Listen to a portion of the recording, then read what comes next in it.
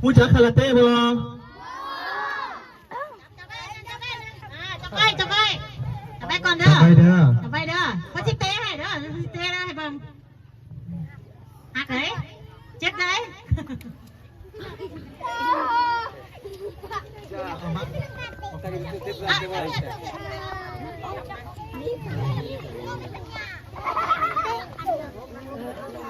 นางลงได้ทางหน้านางลงให้มูเห็นเด้อ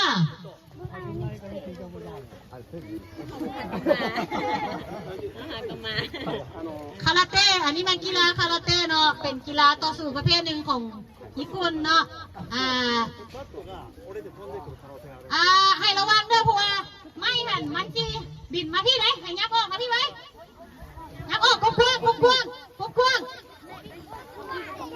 ถือขวาได้ระวังได้ได้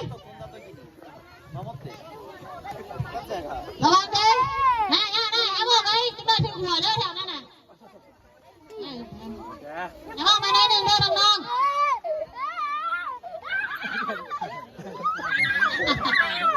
เจ๊เจ๊ก่อน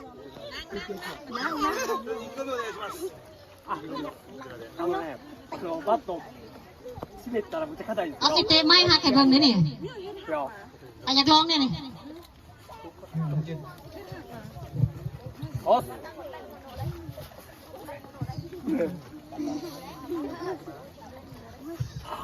บักดีว่าการาซาจีดี ระวังถึงหน้าเด้อเกียมหัวไว้เลย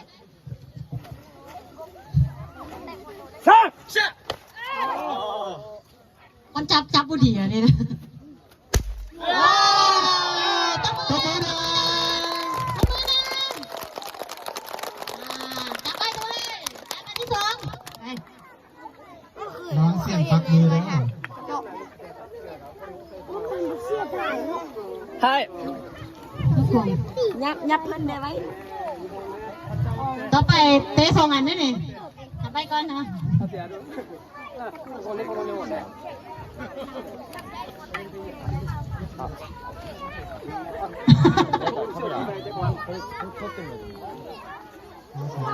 กล้อง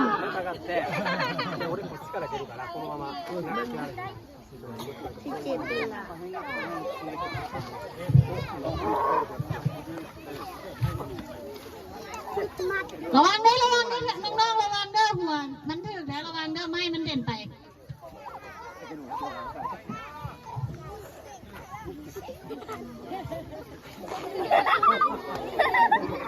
ตีก้นเราเลยตีก้นเรา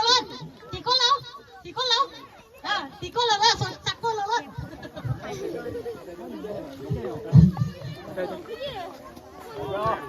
เข็มสักก้นเราด้วยเข็มสักก้น น้องๆอันนี้เป็นการแสดงบนเป็นมืออาชีพเด้อพวกน้องอย่าซื้อไปเฮ็ดลิ้นเด้อมึงเด้อเอาไปไหน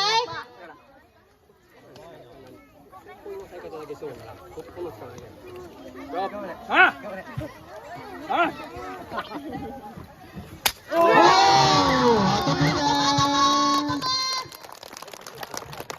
พวกน้องอย่าซื้อไปเฮ็ดลิ้นเองเด้ออันนี้เพิ่นฝึกมาอย่างดีเด้อมันอันตรายเด้อ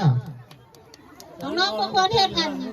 ด้วยตัวเองนะอันนี้แม่นคนฝึกมาหลายมื้อหลายปีได้แต่เตะต้นไม้ฮักก็ได้เลยคุณจะบอกเดี๋ยวจะไปเฮโลเลยได้